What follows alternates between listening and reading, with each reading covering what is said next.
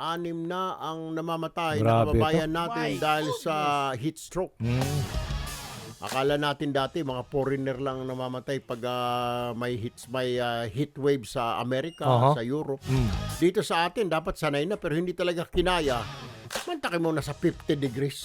Yung heat index, dabang init ng katawan natin. Grabe, kahapon napakainit din. Si Assistant Secretary Albert Domingo ng Department of Health.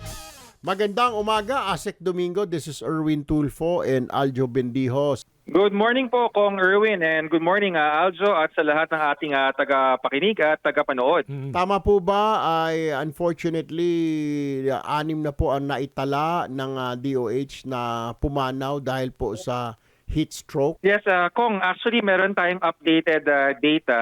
Sa kasamang palad, medyo nag-add tayo ng 1 dun sa namatay. Po. From January 1 to April 29, yung total number po ng mga heat-related illnesses, kasama na po yung heat stroke, pero kasama rin ang heat exhaustion and yung heat cramps, ay nasa 77 na. 77.77. Dun po sa 77 na yon, meron pong 7 ay yung pong cause of death, hindi pa tayo sigurado kung heat stroke kasi maaari rin yung mga tinatawag na heat-influenced illnesses. Ibig sabihin, baka meron siyang high blood, tapos dahil sa init ng panahon ay napunta sa atake sa puso. Hindi siya heat stroke per se, pero heat influence pa rin po siya. Isa sa mga nagtitrigger nito, Dr. Domingo, ito mga heat exhaustion, heat-related incidents or illnesses ay because of dehydration. Tama po yun, Kong Erwin. No? Yung problema kasi ng katawan sa mga heat-related illnesses, nahihirapan tayo mag-thermoregulate. Ibig sabihin, mainit na kasi yung paligid, yung ating katawan, para siya ay lumamig, kailangan niyang ialis yung internal heat niya. Since mainit yung paligid, walang pupunta sa init. And dahil sa nangyayaring yun, ang ating katawan, susubukan niya magpawis, no? Dadami yung pawis niya, mas lalong lalabas yung tubig, kaya napupunta tayo sa dehydration. Ayon sa mga matatanda, ito yung payo sa akin, para malaman mo daw, bagamat maganda ang pangangatawan mo, hindi ka nahihilo, pero na-dehydrate ka na. Pag jumingal daw, Doc, tama po ba? Dilaw na yung ihi mo, alam mo na kulang ka na sa tubig, kaya kailangan ka ng kumarga ng tubig. Tama po yan, Kong Erwin, Aljo, no? Na pagka tignan natin yung ihi natin, ang gusto natin is yung colorless. Pag walang kulay, ibig sabihin sapat ang ating pag-inom ng tubig.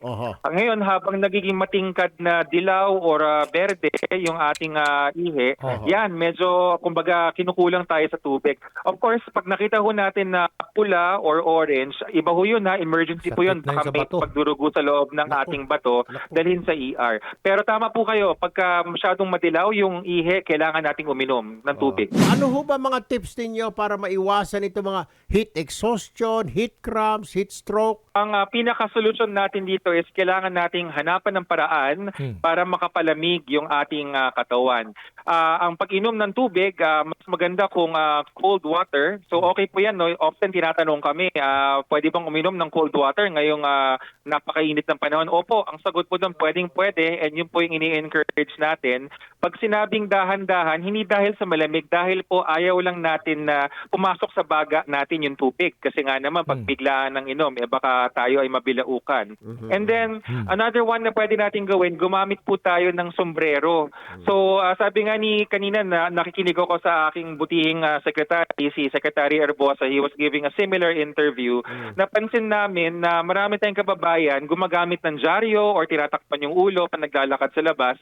Wala akong problema kung gumamit na tayo ng sombrero. Balik natin yung paggamit ng sombrero. Hindi kailangan mahal yan, hindi kailangan branded. Yung ating mga native hats na yung pang magsasaka, yung wide-brimmed, no, yung malapad, yung yan, nakakatulong yan kasi yung ating ulo, pag ating tinakpan ng sombrero, hindi siya iinit at maaaring makatulong siya na palamigin yung katawan natin. Sabi nga ni Secretary, yung payong ba, ang Espanyol pala niyan is parasol. So parang nagkaroon tuloy ng language lesson. Parasol. Sol is actually sun. And para sa araw. So yun talaga yung purpose ng mga sabi ng mga Espanyol.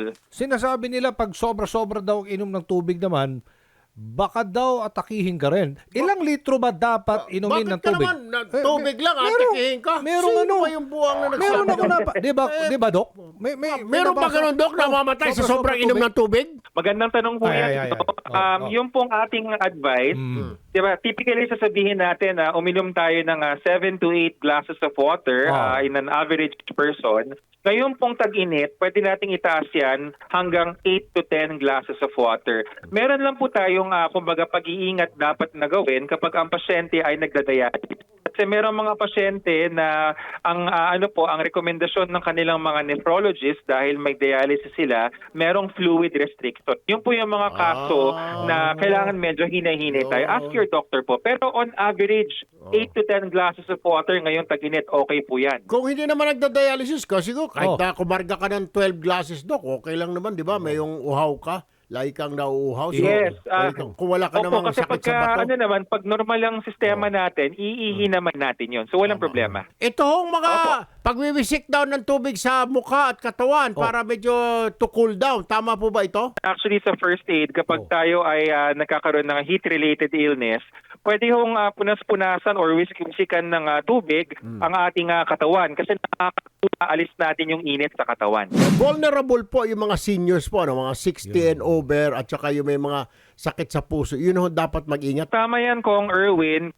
Kasi yung nga po yung mga sinasabi natin na minsan, yung mga namamatay sa panahong ito ay dahil sa heat influence. Ibig sabihin, meron silang mga sakit tulad ng alta-presyon na pagka nainitan ng sobra, mas tumataas yung blood pressure kumpara sa karaniwang blood pressure nila. So kailangan nilang ingatan yon. Plus, napansin rin kasi natin na ang ating mga nakatatanda, meron silang minsang sakit na cognitive impairment. Meron tayong mga matatanda na may dementia. Hindi nila kayang tukuyin kung nauuhaw na sila, kung kailangan nila lumipat ng lugar. Yan po yung mga kailangan nating tulungan at bantayan. Yan. Okay. Dr. Albert Domingo, Assistant Secretary ng Department of Health. Sir, maraming salamat po sa oras na binigay niyo po sa amin. Magandang umaga po, mabuhay po kayo.